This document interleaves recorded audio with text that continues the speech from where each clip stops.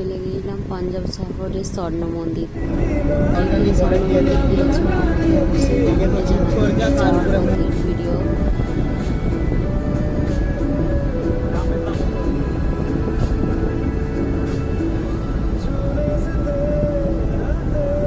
মন্দিরে গিয়েছো, কার কীরকম লেগেছে আমাকে কমেন্টে অবশ্যই জানাবে,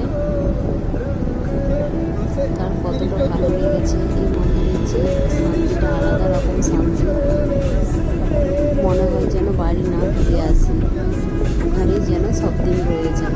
রাস্তার পথে যাওয়ার পথে দেখতেই পাচ্ছ কত সুন্দর গাছপালা, প্রকৃতিটা কত সুন্দর।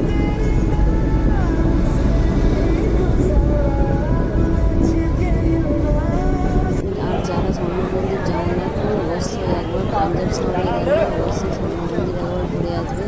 খুব শান্তির এক জায়গা, আমার তো খুব ভালো লেগেছে। দেখে গিয়েছো, কার কীরকম লেগেছে আমাকে অবশ্যই কমেন্টে জানাবে। স্বর্ণ মন্দিরে ভিতরে যাওয়ার আগে, প্রবেশ করার আগে বাইকটা দেখতে পাচ্ছ এত সুন্দর।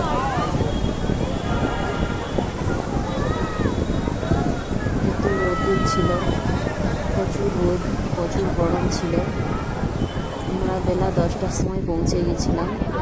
দেখতে পাচ্ছ কত সুন্দর দৃশ্য, লাইন কত দূর। আমরা 11টা থেকে লাইন দিয়েছিলাম, 11টা 12টা থেকে লাইন দিয়েছিলাম। দেখতে পাচ্ছ ঘড়িটা 12টা বাজে।